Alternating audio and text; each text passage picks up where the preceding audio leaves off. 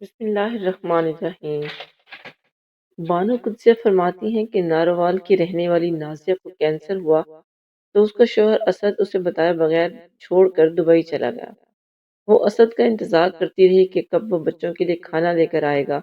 اسد نہ آیا تو بچے بھوکے سو گئے۔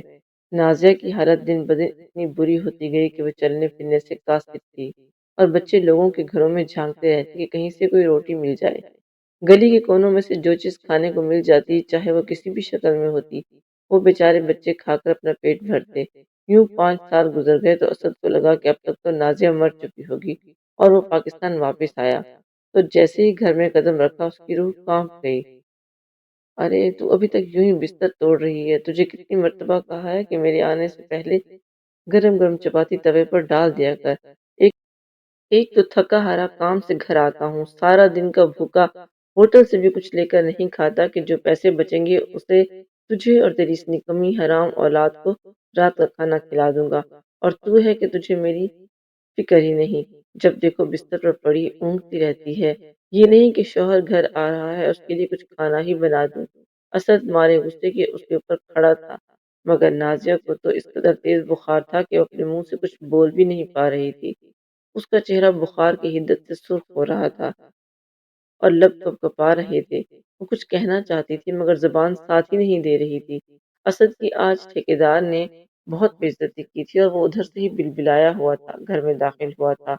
ایک تو اس قدر شدید گرمی تھی کہ پیاس سے اس کی بری حالت تھی۔ وہ تیز تیز قدم اٹھاتا ہوا گھر کی جانب چل رہا تھا۔ راستے میں کوئی رکشہ بھی نہیں پکڑ سکتا تھا کہ اگر رکشہ لے لیا تو گھر میں لکڑیاں کیسے جلیں گی۔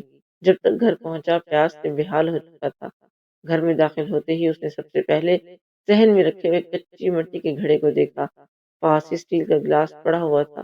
اٹھا کر فوراً گھڑے کو الٹا کیا تاکہ پانی پی سکے، مگر یہ کیا، گھڑا تو خالی تھا۔ یہ دیکھ کر تو مزید تپ چکا تھا۔ کیسی عورت ہے یہ نازیہ جس نے ابھی تک گھڑا ہی نہیں بھرا تھا۔ وہ غصے سے بلبلاتے ہوئے اسٹیل کا گلاس اٹھائے کمرے میں داخل ہوا اور زور سے گلاس فرش پر دے مارا۔ بچے جو اماں کے ارد گرد بیٹھے تھے سہم کر کانپ اٹھے تھے، جبکہ نازیہ یوں ہی بے سود سی بستر پر پڑی تھی۔ شوہر کی آواز سن کر تو اس کا دل بھی دہل چکا تھا، مگر ہمت ہی کہاں تھی جو کچھ بول پاتی۔ اسد اسے باتیں سنا جا رہا تھا، اسے لاپرواہ اور کامچور بیوی جیسے الفاظ سے نواز رہا تھا، مگر وہ تو جیسے بے ہوشی کی حالت میں یہ سب کچھ سن رہی تھی۔ وہ خود ہی صحن میں آیا اور نلکے سے پانی نکال کر پینے لگا۔ ابھی تک نازیہ اپنے بستر سے نہیں اٹھی تھی اور یہ بات اسے مزید آگ بگولا کر رہی تھی۔ وہیں صحن میں کھڑا اپنے سر پر ٹھنڈا پانی ڈالتے ہوئے چلایا تھا۔ وہ گالی دیتے ہوئے کہنے لگا کہ اگر اگلے 1 منٹ میں اٹھ کر تو نے مجھے کھانا نہ دیا تو دیکھنا میں تمہارا کیا حشر کرتا ہوں۔ اسد کی بڑی بیٹی جس کی عمر 8 9 سال تھی باپ کی یہ دھمکی سن کر اٹھی۔ اول تو بچوں میں اتنی ہمت نہ تھی کہ باپ کے سامنے کچھ بول سکتے۔ ایک ماں ہی ان کا آسرا تھی، جب بھی باپ ماں سے لڑتا تو وہ ماں کے پیچھے چھپ جایا کرتے تھے۔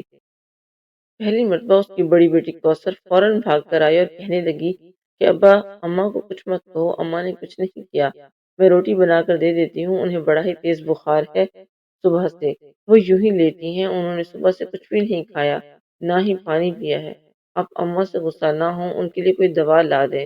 یہ سن کر اسد نے گھور کر اپنی لڑکی کو دیکھا، کہنے لگا بڑی زبان چلنے لگ گئی ہے تیری، کوئی بیماری نہیں ہے، اس کو موسمی بخار ہے بس، اور اس کو بھی اس نے سر پہ سوار کر رکھا ہے۔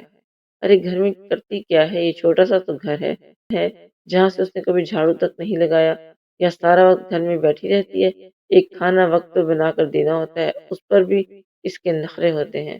اسد بولے جا رہا تھا جب کہ کوثر فوراً کچن میں گئی، دیکھا تو صرف اتنا ہی آٹا بچا تھا کہ 2 روٹیاں بن پاتی۔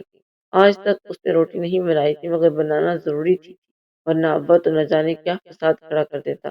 کوثر نے چھوٹے چھوٹے پیڑے اٹھائے اور جیسے تیسے روٹی بنانے لگی۔ روٹی بن چکی تو اسے یاد آیا کہ ابھی تک تو آگ جلائی ہی نہیں۔ وہیں اسد غصے سے کوثر پر چلا رہا تھا کہ منحوس ماری، تو بھی اپنی ماں ہی کی طرح کام کرتی ہے، ابھی تک تجھ سے ایک روٹی نہیں بنائی گئی، میں یہاں بھوک سے تڑپ رہا ہوں، تم لوگوں کے لیے سارا دن باہر خجل ہوتا رہتا ہوں اور تم لوگ مجھے وقت پر کھانا تک نہیں دے سکتے۔ کوثر کی آنکھوں سے تو آنسو نکل آئے تھے۔ اس نے بنائی ہوئی روٹی کو دوبارہ واپس پلیٹ میں رکھا اور لکڑیوں سے آگ جلانے لگی۔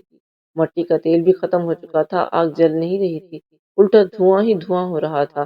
پورا گھر دھوئیں سے بھر چکا تھا۔ کوثر کے باپ اسد کی آنکھوں سے بھی دھوئیں کی کڑواہٹ سے پانی آ چکا تھا۔ وہ غصے سے بکھرے ہوئے شیر کی طرح کچن میں داخل ہوا اور اندھیرے میں ہی اپنے پیر کی ٹھوکر کوثر کو ماری۔ کوثر تو بیچاری اس اندھیرے میں اس جلتے بجھتے چولہے پر ہی جا گری تھی۔ اس کی کمر اور بازو جل چکا تھا، مگر وہ اس کے باوجود فوراً خود کو سہلاتے ہوئے اٹھ کر ایک جانب ہو گئی۔ اسد خود ہی لکڑی کو جلا کر اس پر روٹی بنانے لگا اور کوثر کو گالیاں دیتے ہوئے کہنے لگا، دفع ہو جاؤ یہاں سے، ایک کام نہیں کر سکتی، بس فرمائشیں کروا لو تم لوگوں سے۔ اب شکل گم کر اپنی یہاں سے کوثر روتی ہوئی واپس اپنی ماں کے پاس آ گئی اور دبی دبی سسکیوں سے رونے لگی۔ اس سے چھوٹے اس کے 3 4 بہن بھائی اس کے پاس بیٹھے رو رہے تھے، اس لیے چھوٹی 7 سالہ رمشا نے جب اس کے کندھے اور کمر سے جلے ہوئے کپڑے دیکھے تو پریشان سی ہو گئی۔ جیسے ہی اسد کچن سے روٹی بنا کر باہر آیا اور خود ہی مزے سے بیٹھ کر کھانے لگا تو رمشا کچن میں سے گھی لا کر کوثر کے زخموں پر لگانے لگی۔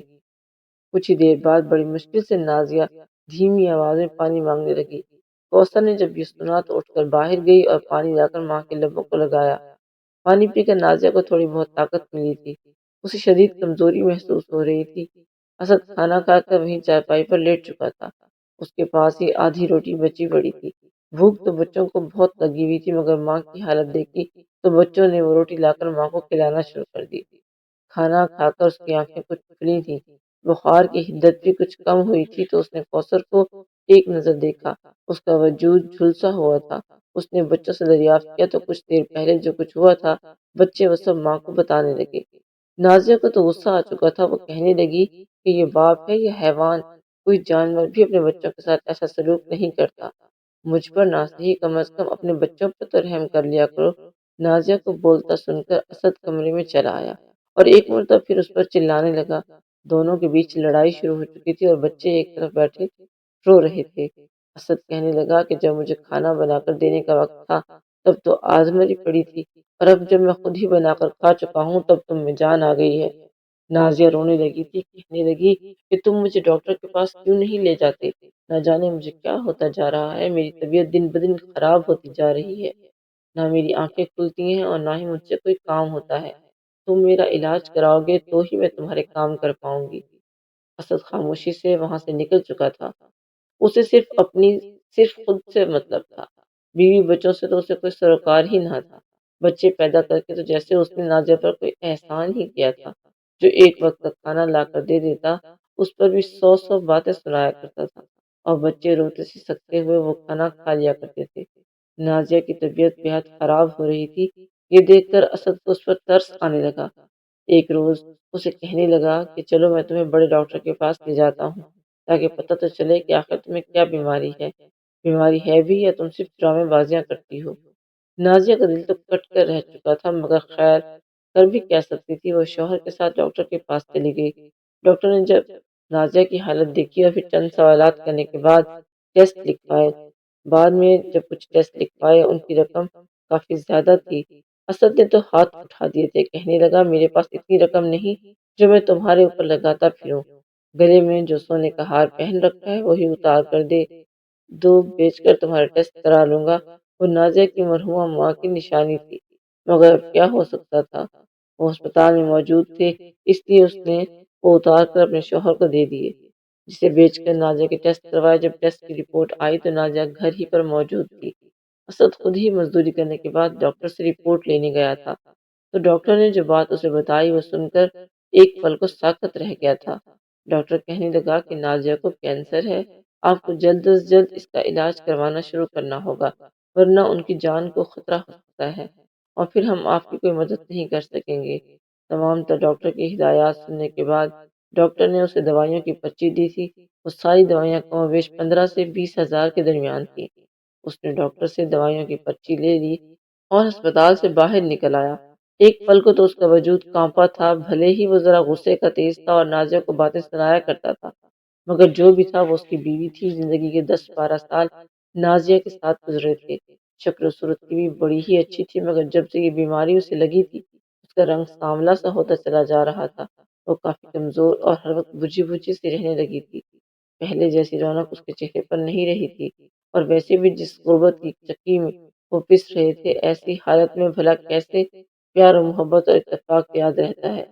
بہرحال ڈاکٹر نے جو علاج کا بل اسے بنا کر دیا تھا وہ تو اگر اپنے گھر کو بیچ دیتا، اپنی ساری جمع پوجی بیوی کا زیور تک لگا دیتا، پھر بھی کینسر کا علاج نہیں کروا سکتا تھا۔ دوائیوں کے خرچے الگ تھے اور پھر جو اسپتالوں میں جا کر سیشنز ہونے تھے وہ الگ تھے۔ یہ سوچ سوچ کر اسد ایک نتیجے پر پہنچا۔ اس نے رپورٹوں کو راستے میں پھاڑ کر کچرے میں پھینک دیا اور گھر چلا آیا۔ ایسا کرتے ہوئے ایک مرتبہ بھی اس کے وجود میں کبھی نہیں آئی تھی۔ گھر آیا تو نازیہ اسی کے انتظار میں تھی۔ آج اس کی طبیعت کچھ بہتر تھی تو اس نے آنے سے پہلے کھانا تیار کر دیا تھا۔ اسد گھر آیا تو اس نے سب سے پہلے اسے گرم گرم کھانا دیا اور کہنے لگی کہ سودا سلف ختم ہو چکا ہے، تم کل راشن لے آنا، گھر میں آٹا بھی نہیں بچا، جو تھا اس سے یہ کھانا بنا دیا ہے۔ اسد خاموشی سے اس کی ہر ایک بات سنتا رہا۔ جب اسد کچھ نہ بولا تو نازیہ خود ہی کہنے لگی کہ آج میری رپورٹس آنی تھی، کیا آیا ہے ان رپورٹس میں؟ یا تم اسپتال گئے ہی نہیں؟ یہ سن کر اسد نے ایک گھڑی نظر ڈال کر نازیہ کو دیکھا اور کہنے لگا، تو مجھے سکون سے روٹی کھانے دے گی یا نہیں؟ گھر آتے ہی تفتیش شروع کر دی ہے، کیا نظر نہیں آ رہا میں کھانا کھا رہا ہوں؟ نازیہ کی زبان پر تو وہی تالا لگ چکا تھا۔ وہ خاموشی سے اس کے پاس بیٹھی اپنی انگلیاں مروڑنے لگی۔ بچے بھی صحن میں کھیل رہے تھے، اسی انتظار میں تھے کہ ابا کھانا کھا چکے اور جو کھانا بچے وہ پھر سب ماں کے ساتھ مل کر بانٹ کر کھا لیں۔ مگر تب کھانا ختم کرنے کے بعد اس سے کہنے لگا کہ ڈاکٹر نے کہا ہے کہ تجھے ملیریا ہو گیا ہے، یہ چھوٹی سی شیشی تجھے پینے کو دی ہے، کہہ رہا تھا کہ ایک ہی سانس میں بغیر پانی کے پی جا، تیری بیماری ٹھیک ہو جائے گی۔ نازیہ نے بھی سکھ کا سانس لیا تھا کہ شکر ہے کہ کوئی بڑی بیماری نہیں۔ اسد نے اپنی جیب سے ملیریا کی دوائی نکالی اور نکال کر نازیہ کو دے دی اور کہا کہ یہ پی لینا تو ٹھیک ہو جائے گی۔ نازیہ نے بھی خاموشی سے سر ہلایا اور وہ دوا لے لی۔ کئی روز سے اسد اپنے ایک دوست کے ساتھ مل کر دوسرے ملک جانے کے چکروں میں تھا۔ کسی نے اسے بتایا کہ ایک ایجنٹ دبئی میں مزدوروں کو بھیج رہا ہے، وہاں پر بہت کام ہے اور انہیں اچھے خاصے پیسے ملیں گے۔ اس نے ابھی تک نازیہ کو کچھ نہیں بتایا تھا، یہی سوچا تھا کہ جب سب کچھ مکمل ہو جائے گا تب ہی بیوی کو بتائے گا۔ مگر اب جب اس نے نازیہ کی اس بیماری کے بارے میں سنا تو اس نے بتانے کا فیصلہ ترک کر دیا۔ اس کے بعد جو بھی جمع پونجی تھی وہ سب اس نے اپنے دوست کے ہاں رکھوا دی تھی اور جو بھی کما رہا تھا اس میں سے زیادہ تر رقم اپنے دوست کے پاس ہی رکھوا رہا تھا تاکہ جانے کے لیے کچھ رقم پاس رکھ سکے۔ اس کا ٹکٹ اور ویزا دونوں ہی فری تھے۔ ایک شام جب وہ پریشان حال تھا اپنے دوست کے ہاں گیا تو وہیں سے خوشخبری ملی کہ ان کی نوکری دبئی میں لگ چکی ہے اور اب چند روز تک ہی اس نے واپس دبئی چلے جانا ہے۔ یہ سن کر اسد کی خوشی کوئی انتہا نہ رہی۔ گھر میں راشن ختم تھا، اس نے نازیہ کو تھوڑا بہت ہی راشن لا کر دیا تھا۔ کہنے لگا کہ میرے پاس پیسے نہیں ہیں، اس پر ہی گزارا کرو مجبوراً۔ وہ بھی چپ ہو جاتی کہ شوہر کے پاس جو رقم نہیں ہے تو بھلا کیوں وہ اپنے شوہر کو تنگ کرتی رہے۔ وہ خود بھوکی رہ لیتی اور اپنے بچوں کو آدھی آدھی روٹی کر کے کھانے کو دے دیا کرتی تاکہ وہ بھوکے نہ رہ سکیں۔ ایک روز صبح صبح اسد اٹھا تو بڑا ہی خوش تھا، نئے کپڑے پہنے تیار ہوا۔ نازیہ اسے غور سے دیکھ رہی تھی، کہنے لگی کیا بات ہے اسد، آج تو بڑے تیار ہو رہے ہو، ایسے تو تم کبھی عید پر بھی تیار نہیں ہوتے۔ یہ سن کر اسد ایک اچاٹ سی نظر نازیہ پر ڈال کر کہنے لگا، آج ٹھیکیدار نے ہمیں دعوت پر بلایا ہے، اس لیے ہم پہلے دعوت کریں گے اس کے بعد کام کریں گے۔ نازیہ خوش ہو گئی، پھر کہنے لگی کہ میری اور بچوں کی طرف سے بھی دھیان کر لینا، گھر میں راشن بالکل ختم ہے، آج رات آپ راشن لائیں گے تو ہی ہم پیٹ بھر کر کھانا کھا سکیں گے، میں نہیں چاہتی کہ میرے بچے آج رات بھوکے سو جائیں۔ یہ سن کر اسد کہنے لگا کہ فکر نہ کرو، میں آج راشن لے آؤں گا۔ یہ سن کر نازیہ کو دال میں کچھ کالا سا لگا۔ بہرحال اسد نے ایک نظر نازیہ پر ڈالی اور پھر بچوں کو دیکھا۔ وہ گھر سے باہر نکل چکا تھا، بچے یہی سمجھ رہے تھے کہ ابا مزدوری کرنے گیا ہے۔ نازیہ کا بھی یہی اندازہ تھا کہ شوہر شام کو راشن لے آئے گا، مگر اسے کہاں خبر تھی کہ اس کا شوہر تو اسے ہمیشہ ہمیشہ کے لیے چھوڑ کر دبئی جا چکا تھا۔ اسد اپنے دوستوں کے ہمراہ دبئی جا چکا تھا مگر ادھر رات ہو چکی تھی، ہر سو اندھیرا چھا رہا تھا اور اسد ابھی تک گھر نہیں آیا تھا۔ بچوں نے دن سے کچھ کھایا نہیں تھا، بھوک سے ان کی بری حالت تھی، بار بار اماں سے سوال کرتے ابا کہاں رہ گئے۔ پہلے تو مغرب کی اذانوں سے پہلے آ جاتا تھا۔ طبیعت اس کی بھی بڑی خراب ہو رہی تھی، بار بار کھانستے ہوئے وہ گلی سے باہر جھانک کر دیکھتی۔ اس کے ساتھ کام کرنے والے سبھی مزدور جو اسی گاؤں میں رہتے تھے سب آ چکے تھے، مگر آج نہ جانے اسد کہاں رہ گیا تھا، اس کی تو کوئی خبر ہی نہ تھی۔ مجبوراً رات کو بچوں کو بھوکا ہی سونا پڑا۔ بچے تو بھوک سے سو گئے جبکہ نازیہ کے ذہن میں کئی وسوسے آتے رہے۔ آج سے پہلے ایسا کبھی نہیں ہوا تھا کہ اسد گھر نہ آیا ہو۔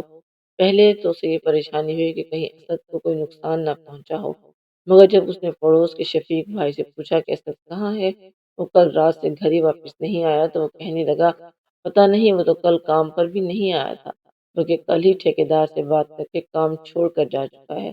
وہ کہہ رہا تھا کہ مجھے ایک اور جگہ کام مل گیا ہے۔ ہم سب سے بھی بڑا نخرے سے بات کرتا ہوا چلا گیا۔ یہ سن کر تو نازیہ کے ہاتھ پاؤں پھولے تھے کہ اس کا شوہر کہاں جا سکتا ہے، وہ بھی بغیر بتائے۔ بچے بھوک سے بلک رہے تھے، اس نے پڑوس سے کچھ کھانا مانگا تو پڑوس کی عورت نے کچھ کھانے کے لیے دے دیا۔ اس نے خود کچھ کھایا اور باقی بچوں میں تقسیم کر دیا، مگر اسے پریشانی ہو رہی تھی کہ آخر اسد کہاں جا سکتا ہے۔ وہیں دوسری جانب دبئی میں اسد کی اچھی نوکری لگ چکی تھی، کر تو وہاں بھی وہ مزدوری ہی رہا تھا، مگر وہاں پر اسے کم محنت پر زیادہ پیسے مل رہے تھے۔ وہ خوش تھا، اس کے پاس اچھی خاصی رقم آ رہی تھی، جبکہ یہاں اس کے بچے بھوک سے بلک رہے تھے۔ بچوں کی بھوک سے یہ حالت ہو گئی کہ پڑوس کے جس گھر سے بھی کھانے کی خوشبو آتی تو وہ اس گھر میں جھانکنے لگتے کہ شاید ہی کسی کو ان کی شکلوں پر رحم آ جائے اور ترس کھا کر وہ کچھ کھانے کو ان بچوں کو دے دے۔ کچھ کو ان بچوں کے میلے اور پھٹے کپڑے دیکھ کر ترس آ جاتا، وہ ان کو کھانے کے لیے کپڑے دیتے، ورنہ انہیں بھوکا ہی سونا پڑتا۔ کہیں سے اڑتی ہوئی یہ خبر بھی نازیہ کو ملی کہ اس کا شوہر دوسرے ملک جا چکا ہے اور وہاں پر اچھی نوکری کر رہا ہے۔ بیوی بچوں سے تو اس نے ہر تعلق ہی توڑ دیا اور کبھی واپس نہیں آئے گا۔